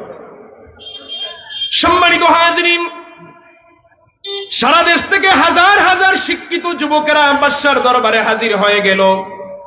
বাদশা বলে, ও জাদুবিদ্যাকারী, তুমি সমস্ত যুবক থেকে বাছাই করে যারে উপযুক্ত মনে করো তাকে নির্বাচন করে নিয়ে নাও। জাদুবিদ্যাকারী সমস্ত বালক যুবকদেরকে পরীক্ষা নিরীক্ষা করে ইন্টারভিউ নিয়ে একজন বালককে রেখে দিল, বাকি সবাইকে বের করে দিল। তার তো একজনের প্রয়োজন, একজনকে রাখছে, বাকি সবাই এসে বের করে দিচ্ছে। জাদুবিদ্যাকারীরা তারে রুটিন করে দিল, ওরে বালক, প্রতিদিন তুমি তোমার বাড়ি থেকে বাদশার দরবারে আসবে, আমার কাছ থেকে জাদু শিখে বিকাল বেলা তুমি তোমার বাড়িতে যাবে। বালক প্রতিদিন সকালবেলা তার নিজের বাড়ি থেকে বাদশার দরবারে যায়, জাদুবিদ্যা শিখে বিকাল বেলা আবার তার নিজের বাড়িতে ফিরে আসে। সে ছিল গরিব ঘরের সন্তান, তার কপাল খুলে গেছে, কারণ বাদশার দরবারে যায়, দুপুরে লাঞ্চের একটা ব্যবস্থা, নিজের গরিব ছিল, বাড়িতে খাওয়ার ব্যবস্থাই ছিল না ঠিক মতো, বাদশার দরবারে তো রাজকীয় খাবার। তার জায়গা থেকে তার কপাল খুলে গেছে, তার ভাগ্য খুলছে। সম্মানিত হাজিরিন, ওই দরবেশ দেখলেন একই রাস্তা দিয়ে প্রতিদিন যুবক কোথায় জানি যায় আর আয়। একটা রাস্তা দিয়ে যখন একটা ছেলে প্রতিদিন আসা যাওয়া করে, মানুষের নজরে পড়বে না এই ছেলেটা কোথায় যায় প্রতিদিন? তো দরবেশ দেখলেন একই রাস্তা ব্যবহার করে ছেলেটা আসা যাওয়া করে প্রতিদিন। উনি তারা ডাক দিচ্ছেন, এই যুবক এদিকে আসো। মুরব্বী মানুষ ডাক দিছে, যুবক তো যাবেই। তো যুবক গেছে। তো দরবেশ জিজ্ঞাসা করেন, এই ছেলে তুমি কোথায় যাও? কয়, আমি বাদশার দরবারে যাই। কেন যাও? কয়, জাদু শিখি। কেন শিখো? কয়, আমি বাদশার প্রধান উপদেষ্টা হিসেবে নিয়োগ নিব জাদুবিদ্যাকারী মারা যাওয়ার পরে। আল্লাহর ওলি দরবেশ চিন্তা করলেন, আরে এর কাছে যদি আমার পরিচয় দিই তো বাদশারে বলে দিবে আমার মেরে ফেলবে। উনি উনার পরিচয় গোপন রেখে দিলেন। উনার পরিচয় গোপন রেখে বললেন, বাবা, জাদুবিদ্যাকারী তোমারে পড়ায় ভালো কথা, আমি যদি তোমারে আরেকটা জিনিস শিক্ষা দিই তুমি কি গ্রহণ করবে? ওই বালক জানে না উনি কি পড়াইবেন, প্রশ্ন করল না। মেধাবী ছাত্রদের কিছু বৈশিষ্ট্য আছে, তারা শুধু নির্ধারিত পাঠ্যপুস্তক পড়ে না, এক্সট্রা নলেজ অর্জনের জন্য, এক্সট্রা জ্ঞান অর্জনের জন্য তারা ম্যাগাজিন পত্র পত্রিকা তারা পড়ে। বালক বলে দিল, দরবেশ আমার কোনো বাধা নাই, একদিকে জাদুবিদ্যাকারী আমারে পড়াইবে, আরেকদিকে আপনি পড়াইবেন, আমার তো ডাবল পড়া হবে, আমার কোনো আপত্তি নাই। কিন্তু বালক তো জানে না দরবেশ তারে কি পড়াইবে। এবার দরবেশ রুটিন করে দিলেন, বালক তুমি যেই দিন প্রতিদিন যখন তুমি তোমার বাড়ি থেকে বের হবে, প্রথমে তুমি আমার কাছে আসবে, তারপরে জাদুবিদ্যাকারীর কাছে যাবে। জাদুবিদ্যাকারীর কাছ থেকে জাদু শিখে বিকাল বেলা যখন বাড়িতে যাবে, বাড়িতে যাওয়ার আগে তুমি আমার সাথে দেখা করবে। তাহলে অর্থ দাঁড়াইল, তুমি যদি জাদুবিদ্যাকারীর কাছে প্রতিদিন একবার যাও, আমার কাছে আসবে দুইবার। জাদুবিদ্যাকারীর কাছে যাইতেও আসবে, ফিরতেও আসবে, দুইবার দেখা হবে। ওই বালক দীর্ঘদিন যাবৎ রুটিন মাফিক জাদুবিদ্যাকারীর কাছ থেকে জাদু শিখলো, আর এইদিকে আল্লাহর ওলি দরবেশের কাছ থেকে আমার আল্লাহর পরিচয় জানলো। মন খুলে বলেন সুবহানাল্লাহ। কিন্তু একসাথে দুটি বিদ্যা, একটা হলো শয়তানি বিদ্যা আর একটা হলো আমার আল্লাহর বিদ্যা। একটা হক আর একটা বাতিল, একটা সত্য আর একটা মিথ্যা। দীর্ঘদিন যাবৎ বালক যখন দুটি বিদ্যা অর্জন করলো, একদিকে জাদু আর একদিকে রবের পরিচয়। কিন্তু বালক জানে জাদুবিদ্যাকারী তারে জাদু শিখায়, কিন্তু বালক জানে না দরবেশ তারে কি পড়ায়, তার অজানা। একদিন তার মনের মধ্যে প্রশ্ন জাগতে লাগলো, আরে দরবেশ বেচারা আমারে এতদিন যাবৎ কি পড়াইতেছে আমি তো জানি না, তারে প্রশ্ন করলাম না। তার মনের মধ্যে, তার দিলের মধ্যে একটা অশান্তি তৈরি হয়ে গেছে। জাদুবিদ্যাকারী আমারে জাদু শিখায় আমি জানি, কিন্তু দরবেশ আমারে কি পড়ে আমি জানি না। হে নিয়ত করে ফেলছে আজকে দরবেশের কাছে যাব, গিয়ে দরবেশকে প্রশ্ন করবো, দরবেশ আমারে কি পড়াইতেছ এতদিন যাবৎ, ব্যাখ্যা দাও। ব্যাখ্যা না দিলে আমি আর পড়বো না। এই নিয়ত করে বালক তার নিজের ঘর থেকে বেরোইছে, দরবেশের কাছে যাবে, গিয়ে প্রশ্ন করবে, দরবেশ আমারে কি পড়াইতেছ, এটার ব্যাখ্যা আজকে দিতে হবে আপনাকে। বালক তার নিজের বাড়ি থেকে বের হয়ে রওনা দিল, দরবেশের কাছে যাবে, গিয়ে প্রশ্ন করবে। কিন্তু রাস্তার মধ্যে গিয়ে থেকে হাজার হাজার মানুষ দাঁড়িয়ে আছে। বালক অবাক হয়ে গেলে, এত মানুষ তো অন্যদিন দেখি না, আজকে কোথা থেকে আসলো। মানুষের দ্বারা কি হচ্ছে সামনে দেখতেছে না, মানুষকে ডিঙ্গিয়ে সামনে গেছে, গিয়ে দেখে একটা অপরিচিত জানোয়ার রাস্তার মধ্যে দাঁড়িয়ে আছে। জানোয়ারের ভয়ে কেউ পথ চলতে পারতেছে না। জানোয়ারের ভয়ে সবাই কাঁপতেছে, কিভাবে জানোয়ারকে মারা যায়, কিভাবে জানোয়ারের হাত থেকে বাঁচা যায়, এই চিন্তা মানুষ করতেছে। বালক এবার নতুন করে একটা সিদ্ধান্ত নিছে, এখন আমি পরীক্ষা করে নিব জাদুবিদ্যার পাওয়ার বেশি না দরবেশের বিদ্যার পাওয়ার বেশি। যেটার পাওয়ার বেশিটা রাখবো, আর যেটা দুর্বল এটা ছেড়ে দিব। আচ্ছা, দুর্বলের সাথে কেউ কি থাকতে চায়? কথা বলেন একটু আমার সাথে। সবাই চায় শক্তিশালী মানুষের সাথে থাকার জন্য, ক্ষমতা যেদিকে এইদিকে মানুষ থাকতে চায় সাধারণত। তো বালক বলতেছে আমি দুইটার এখন পরীক্ষা করে নেবো, যেটার পাওয়ার বেশি এটা রাখবো, আর যেটা দুর্বল ছেড়ে দিব। বালক কি করছে দেখেন, বালক তার নিজের মন থেকে করছে কি, ছোট্ট একটা পাথর হাতে নিছে, এই পাথর দিয়ে সে জানোয়ার মারবে। মনে করেন এত ছোট পাথর নিছে, এটা দিয়ে মুরগিও মারা যাবে না, হে জানোয়ার মারার জন্য নিছে। ধরেন বাঘ রেখে ছোট পাথর দিয়ে মারা যায়, কত মানুষ লাগে, কত কষ্ট করা লাগে একটা বাঘ মারতে। বালক ছোট্ট পাথর হাতে নিয়ে জানোয়ারের উপর সারবে, তার জবান দিয়ে একটা বাক্য চলে আসছে, এটা হাদিসের ইবারতে আসছে। ওই বালক ছোট্ট পাথরটি হাতের মধ্যে নিয়ে জানোয়ারের উপর ছেড়ে দিবে, এমন সময় তার জবান থেকে চলে আসলো, আল্লাহুম্মা ইন কানা আমরির রাহিব আহাব্বা ইলাইহি মিন আমরিস সাহির, আল্লাহুম্মা ইন কানা আমরির রাহিব আহাব্বা ইলাইহি মিন আমরিস সাহির। হে আল্লাহ, জাদুবিদ্যাকারীর চেয়ে যদি দরবেশের বিদ্যা তোমার কাছে বেশি পছন্দনীয় হয়, এই পাথরটি সারার সাথে সাথে যেন জানোয়ারটি মারা যায়। জবান খুলে বলেন সুবহানাল্লাহ। কত সুন্দর বাক্য বলছে, জাদুবিদ্যার চেয়ে যদি দরবেশের বিদ্যা তোমার কাছে ভালো লাগে, এই পাথর সারার সাথে যেন জানোয়ারটি মারা যায়। হাযা দাব্বাহ, জানোয়ারের উপর ছেড়ে দিল, ফাকতুল জানোয়ার ছটফট করতে করতে মারা গেল। বলি আল্লাহু আকবার। বালকের বিশ্বাস এসে গেল যে জাদুবিদ্যার চিনে দরবেশের বিদ্যার পাওয়ার বেশি, দরবেশের বিদ্যা পাওয়ার বেশি, বিশ্বাস এসে গেল। এবার বালক দৌড় দিল দরবেশের কাছে, গিয়ে বলে, দরবেশ, বাড়ির মধ্যে থেকে যখন রওনা দিলাম নিয়ত করে বের হয়েছিলাম আমি আপনারে প্রশ্ন করব, আপনি উত্তর দিবেন, আপনি আমারে কি পড়ান সেটার উত্তর জানবো। কিন্তু দরবেশ, এখন আপনাকে প্রশ্ন করা লাগবে না, আপনার উত্তরও দেওয়া লাগবে না। কই কেন? কই আমার মনের মধ্যে যে প্রশ্ন ছিল, আমার মনের মধ্যে যে সংশয় ছিল, আমার মনের মধ্যে যে বিষয়টা জানার ছিল, সেই বিষয়টা রাস্তার মধ্যে এসে উত্তর পেয়ে গেছি। সুবহানাল্লাহ। কি হয়েছে? রাস্তার সমস্ত ঘটনা ওই বালক তার উস্তাদের কাছে, দরবেশের কাছে কুলে কুলে বর্ণনা দিল। দরবেশ তো অবাক। দরবেশ বলে, বাবা আরে কি বলো, এত বড় কাণ্ড ঘটে গেছে? কই তুমি তো আমার চেয়ে আরো বড় কামিলদার হয়ে গেছো। সুবহানাল্লাহ বলেন। তুমি আমার চেয়ে আরো বড় কামালিয়াত হাসিল করে ফেলেছো, তুমি আর আমার কাছে আসা লাগবে না। দরবেশ বলতেছে, তুমি আর আমার কাছে আসা লাগবে না। ইলম অর্জনের দিকে, ইলমে তাসাউফের জগতে যারা আছে, অনেক সময় উস্তাদের চাইতে ছাত্র বড় হতে পারে। সীমাহীন দৃষ্টান্ত আছে পৃথিবীতে। আমি যদি বেশি দূর না, আমরা পরিচিত নিয়ে কথা বলি, যেমন আমাদের পীর মুর্শিদ শামসুল উলামা আল্লামা সাহেব কিবলা ফুলতুরি রহমাতুল্লাহি আলাইহি ইলমে কেরাতের খেদমত, কোরআনের যে খেদমত, এই কোরআনের খেদমতের দিকে ওনার অনেক উস্তাদের উনি অতিক্রম করছেন, ঠিক না? ওনার উস্তাদিকে দেখেন এত মানুষে কোরআন শিক্ষা দেওয়ার সুযোগ পাইছেন না। ফুলতুলি সাহেব কিবলা রহমাতুল্লাহি আলাইহি রমাদান মাসে দারুল কেরাতের মাধ্যমে যত মানুষকে কোরআন শিক্ষা দিচ্ছেন, ঠিক কিনা? আমি ভুল বলতেছি? প্রতিটা জায়গায় দারুল কেরাত আছে না নাই? আছে। দারুল কেরাতের দ্বারা ফুলতুলি সাহেব কিবলা এত বেশি খেদমত করছেন, ওনার উস্তাদদেরকে অতিক্রম করছেন। ছাত্র অনেক সময় ইলম অর্জনের দিকে, ইলমের খেদমতের দিকে উস্তাদকে অতিক্রম করতে পারে, এটা অস্বাভাবিক কিছু না। তো দরবেশ বলতেছে, রে বাবা তুমি তো আমার চেয়ে আরো বড় কামেলদার হয়ে গেছো।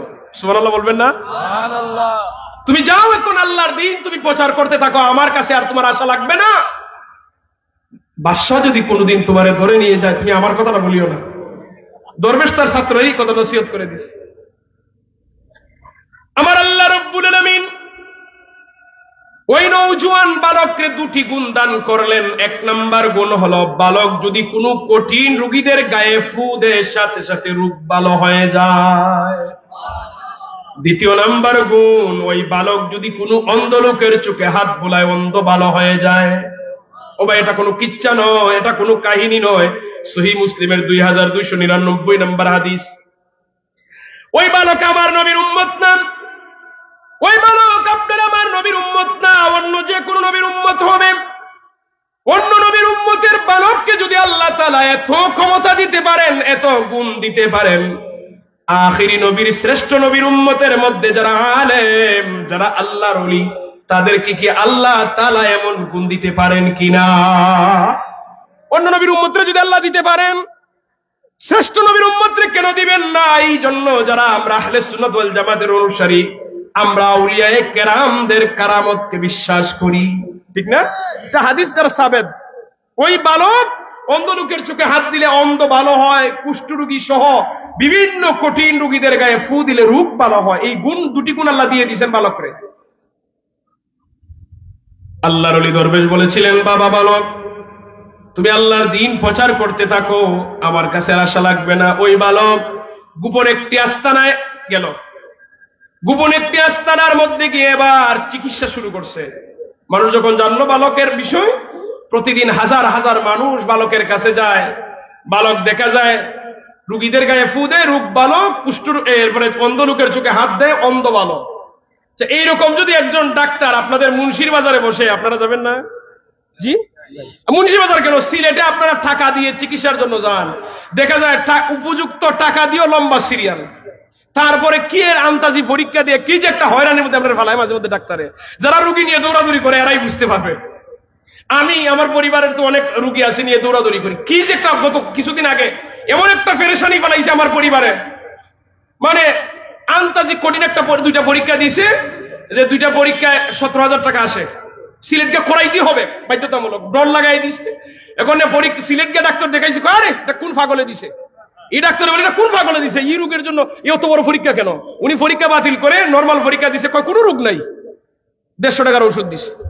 আমরা ফেরেশানির মধ্যে ফেলাইছি। এই যে উপযুক্ত টাকা খরচ করে আমরা চিকিৎসা পাই না, আর ওই বালকে মনে করেন টাকা পয়সা নেয় না, কোনো মেডিসিন লাগে না, চোখ অপারেশন করাইলে অ্যান্টিবায়োটিক ওষুধ খাওয়া লাগে, দীর্ঘদিন বিছানায় পড়া লাগে, কিন্তু এই বালকে হাত দিলে চোখ ভালো, কোনো অপারেশন নাই, রক্ত দেওয়া লাগে না, কোনো কষ্ট লাগে না। এমন ডাক্তার যদি বাজারে আসে আমরা যাবো কিনা? সম্মানিত হাজির, ওই বালকের কাছে প্রতিদিন হাজার হাজার মানুষ যায় চিকিৎসার জন্য। মানুষেরা ওই বালকের কাছ থেকে চিকিৎসা নেয়, কিন্তু বালক একজন মানুষ ইমানের দাওয়াত দেয় না। তার উস্তাদ কিন্তু বলে দিছে তুমি ইমানের দাওয়াত দিও। বালক খাওয়ার ইমানের দাওয়াত দেয় না। কেন জানেন? বালকের ইচ্ছা হলো দাওয়াত যেদিন দিব রাজধানীতে, কারণ রাজধানী যার দখলে, দেশ তার দখলে। দেশ যে পরিবর্তন হয়েছে গ্রামের মানুষের খবরই নেই, ঠিক না? গ্রামের মানুষ তো জানেই না দেশ কিভাবে পরিবর্তন হয়েছে, কে দেশে আছে আর কে বাকছে। এটা তো রাজধানীর খবর, রাজধানী যার দখলে, দেশ তার দখলে। সম্মানিত হাজিরিন, বালকের ইচ্ছা হলো দিনের দাওয়াত যেদিন দিব ডাইরেক্ট রাজধানীতে, কারণ রাজধানীতে কোনো ঘটনা ঘটলে সারা দেশের মানুষে জানে।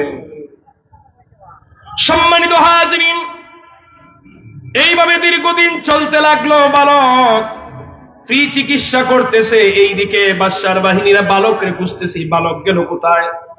জাদুবিদ্যাকারী বলে এই বালক কেন আসে না? জাদুবিদ্যাকারী খুঁজতেছে বালকরে, জাদু শিখাইবে, কিন্তু খুঁজে পাইতেছে না। এখন তো আর মোবাইলের যুগ না যে তাড়াতাড়ি জেনে ফেলতো, মানুষে খুঁজে পাইতে অনেক সময় লাগতো। দেখা গেছে মা মারা গেছে, সন্তানের খবর পাইছে 2 মাস পরে। হয় না এরকম? এখানে যারা মুরব্বী আছেন, বিদেশ কেউ যদি সন্তান থাকছে, মা মারা গেছে, সিটিতে লেখছে, সিটি যাইতে লাগছে 15 দিন 1 মাস, আবার সিটি তার কাছে বসতে লাগছে আরো অনেক দিন। 3 মাস পরে সন্তান জানছে যে 3 মাস আগে তার মা মারা গেছে। কারণ আগের যুগ মিডিয়ার যুগ ছিল না। তো বাদশার বাহিনীরা এইদিকে খুঁজে, বালককে খুঁজে পাইতেছেন না। বালক কোথায় গেল? তারা জাদু শিখাইবার কথা। এইদিকে গোপন আস্তানায় বালক চিকিৎসা চলছেই। সম্মানিত হাজিরিন, কিছুদিন পরে দেখা গেল ওই বাদশার মন্ত্রী পরিষদের মধ্য থেকে একজন মন্ত্রীর চক্ষু কানা হয়ে গেছে। মন্ত্রীর চোখ কানা হওয়ার পরে বাদশা সারা পৃথিবীর বড় বড় ডাক্তার কবিরাজের দ্বারা চিকিৎসা করাইল, কেউ আর ভালো করতে পারে না। সম্মানিত হাজিরিন, অবশেষে মন্ত্রী তার চোখের আশাই ছেড়ে দিল যে আমার আর চোখ বুঝি ভালো হবে না। তার চোখের আশা ছেড়ে দিল। তার কিছুদিন পরে মন্ত্রী জানতে পারলো তার রাজ্যের মধ্যে একজন বালক আছে। ওই বালক চোখে হাত দিলেই চোখ ভালো হয়ে যায়, কোনো অপারেশন লাগে না, ওষুধ লাগে না। মন্ত্রী খুশি হয়ে অনেক উপহার উপটৌকন নিয়ে বালকের বাড়িতে এসে হাজির হয়ে যায়। এসে বলে, রে বালক, শুনলাম তুমি নাকি মানুষের চক্ষু ভালো করে দাও, দয়া করে আমার চক্ষুটাও ভালো করে দাও। ভালো করে দিতে পারলে তুমি আমার কাছে যা চাইবে আমি তাই দিব, বিনিময়ে চোখ চাই।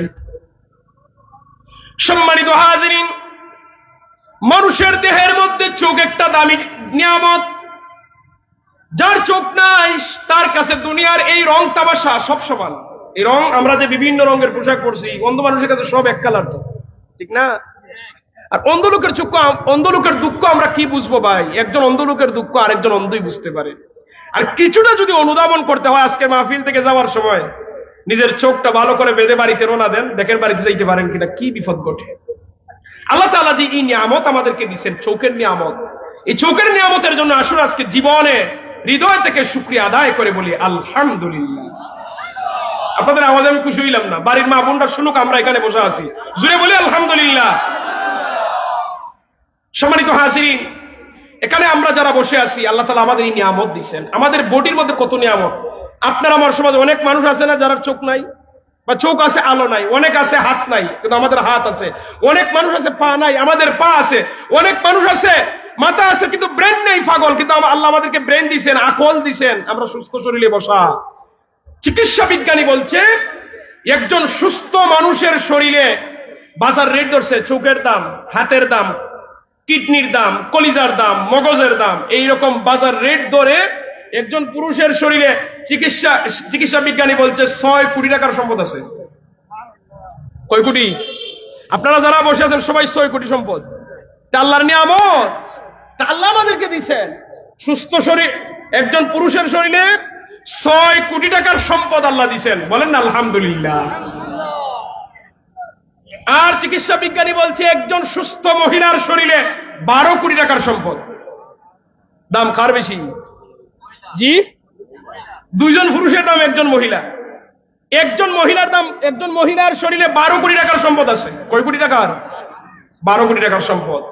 এই সম্পদ আমাদের প্রত্যেকের ঘরে ঘরে আছে না নাই? আছে। আমি আপনাদেরকে প্রশ্ন করি, মুরব্বী বাবারা, যুবক ভাইরা, বিবেক দিয়ে একটু চিন্তা করবেন। আমি মেহমান আপনার ঘরে যাই, বা আপনারা একজন আরেকজনের বাড়িতে যান, গেলে পরে আমরা দেখি কাপড়, থালা বাসন সুকেসের মধ্যে সাজানো, আমরা গেলে দেখি কিনা? কেন? এগুলা সস্তা জিনিস, কাপ প্লেট এগুলা তো সস্তা জিনিস, এই জন্য সুকেসে সাজিয়ে রাখে। আপনার ঘরের মধ্যে টাকা, সোনা, হীরামণি মুক্তা কোন জায়গায় রাখছেন গেলে কি দেখা যায়?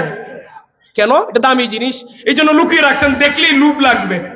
সোনা দেখলে মানুষের লুভ লাগতে পারে, এই জন্য এটা লুকায় রাখছেন। টাকার বান্ডিলটা মানুষের সামনে রাখছেন, দেখলে লুভ লাগবে, এই জন্য লুকিয়ে রাখছেন। কোন জায়গায় খার করে টাকা রাখছে, যে রাখছে হে স্যার আর কেউ জানে না, ঠিক না? এখন আমি বলি, আপনাদের ঘরে বর্তমান সময়ে 12 কোটি টাকা বান্ডিল কার বাড়িতে আছে? কারো বাড়িতে আছে? এমন ধনী আছে নিম কেউ? ধনী থাকলেও সে তো এখানে বসার কথা না। এমন ধনীওয়ালা তো এই মাহফিলে আসবে না রে ভাই। আর এমন ধনীওয়ালা বাড়িতে টাকা রাখবে না, রাখবে কোথায়? ব্যাংকে। যদি পারে সুইস ব্যাংকে পাঠাই দিবে, ঠিক না? সম্মানিত হাজির, কিন্তু দেখেন আমরা কত সৌভাগ্যবান, আপনার কাছে টাকার বান্ডিল নাই, 12 কোটি টাকার সোনা আপনার ঘরে নাই, কিন্তু 12 কোটি টাকার সম্পদ আপনার ঘরে কয়েকজন আছে। আপনার বিবি আছে, আপনার বোন আছে, আপনার মা আছে, আছে না নাই? আমাদের মায়ের দাম 12 কোটি, শরীরে জিনিসপত্রের দাম। আপনার স্ত্রীর শরীরে 12 কোটি টাকার সম্পদ, আপনার বোনের শরীরে 12 কোটি টাকার সম্পদ আছে। এখন সামান্য সোনারে যদি আপনি সিন্ধুকের ভিতরে লুকিয়ে রাখেন, আপনার বোনকে তো আরো গোপন জায়গায় লুকিয়ে রাখার কথা। যে জিনিসের দাম যত বেশি, ওই জিনিসকে মানুষে লুকিয়ে রাখে তত বেশি, ঠিক কিনা বলেন? কিন্তু আজকে সেই 12 কোটি টাকার সম্পদকে আমরা সিন্ধুকে রাখি না, লুকিয়ে রাখি না, মার্কেটে দিয়ে দিছি। ঈদ আইলে পরে 2 ঈদের সময় মহিলাদের যন্ত্রণায় পুরুষে বাজার করতে পারে না। এরা হিন্দু না, এরা বেধর্মী না, মুসলমানের সন্তান, মুসলমানের মেয়ে, মুসলমানের মা, মুসলমানের বোন। দেখা যায় মার্কেটে যায়, মহিলাদের যন্ত্রণায় পুরুষেরা কাপড়ের বাজারে হাঁটতেই পারে না। পুরুষ যায় কোন জায়গায়? বুসিমালের বাজারে।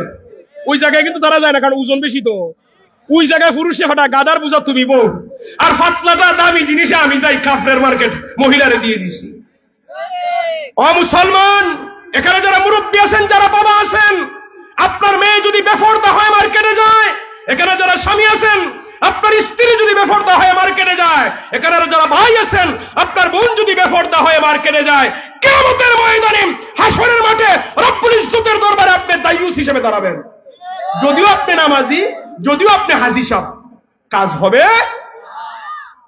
কিন্তু আজ আমরা আমাদের মা বোনদেরকে পর্দায় রাখতে চাই না। অনেকে আছেন রাখেন, আলহামদুলিল্লাহ। যারা রাখেন মুবারকবাদ, অভিনন্দন। কিন্তু যারা রাখেন না ভাই, কিয়ামতের দিন আপনি দায়ুস হবেন। কেন আপনি আপনার বোনকে পর্দায় রাখবেন না? কেন আপনার বিবিকে আপনি পর্দায় রাখবেন না? কেন আপনার মাকে পর্দায় রাখবেন? এরা দামি জিনিস, এরা সম্মানী। এই মহিলাদের দাম কোন হিন্দু ধর্ম দেয় নাই, বৌদ্ধ ধর্ম দেয় নাই, ইসলাম একমাত্র রাহমাতাল লিল আলামিন। আপনার আমার নবী মহিলাদের সম্মান দিয়েছেন, কথা বলেন ঠিক কিনা? আমার নবী মহিলাদেরকে সম্মান দিয়েছেন। আমরা মুসলমান হিসেবে আমাদের মা বোনদেরকে সম্মান দিব, ঘরের ভিতরে রাখবো, পর্দায় রাখবো, বলি ইনশাআল্লাহ। বেজার হইছে না আমার উপর? বেজার হলে তো কিছু করার নাই, সত্য কথা বলছি না, বাস্তবতা। সম্মানিত হাজিরিন, এবার ওই মন্ত্রী এসে বলে, রে বালক, শুনেছি তুমি নাকি মানুষের চক্ষু ভালো করে দাও, দয়া করে তুমি আমার চক্ষুটাকে ভালো করে দাও, বিনিময়ে তুমি আমার কাছে যা চাইবে আমি তাই দিব। বালক কত সুন্দর জবাব দিল, রে মন্ত্রী, কোন মানুষের চক্ষু ভালো করার ক্ষমতা আমি রাখি না, ভালো যিনি করেন তিনি হলেন আমার রব আল্লাহ। জবান খুলে বলেন সুবহানাল্লাহ। মন্ত্রী বলে, তুমি কি আমাদের বাদশার কথা বলতেছো? কারণ এই মন্ত্রী তো বাদশার রব মানে। এই মন্ত্রী কারে রব মানে? স্মরণ আসেনি আপনাদের? কারণ এই রাজ্যের মাঝে তো সবাই তো বাদশার রব রব মানে, তো মন্ত্রীও বাদশারই রব মানে। মন্ত্রী বলে তুমি কি আমাদের বাদশার কথা বলতেছো? বালক বলে তোমার বাদশাহ যদি তোমার রব হয়ে থাকে তার কাছে গিয়ে বলো সে যেন তোমার চোখটা ভালো করে দেয়। কই বলেছি পারে নাই। কই সে যেহেতু তোমার চোখ ভালো করে দিতে পারে নাই সে কোনোদিন তোমার রব হতে পারবে কথাটা কি মন্ত্রী কলিজায় লাগছে। বালক তো ঠিকই বলছে, হে যদি আমার রব হয় আমার কেন চোখ ভালো করে দিতে পারবে না? কারণ রব তো তিনি যিনি সবকিছু পারেন, ঠিক কিনা? সম্মানিত হাজিরিন, এবার বালক বলে রে মন্ত্রী তুমি যদি আমার একটি শর্ত পূরণ করতে পারো আমি আমার রবের কাছে দোয়া করে দেব, আমার রব তোমার চোখ ফিরিয়ে দিবেন। মন্ত্রী বলে রে বালক চোখ নাই বিদায় দুনিয়ার সৌন্দর্য দেখার সুযোগ নাই। একটি কেন 1000 শর্ত দিলে 1000 শর্ত পূরণ করতে রাজি, বিনিময়ে চোখ চাই। বালক বলে না না আমার 1000 শর্তের প্রয়োজন নাই, একটাই শর্ত। কই কি? আমার রবের উপর ঈমান আনা লাগবে। সুবহানাল্লাহ।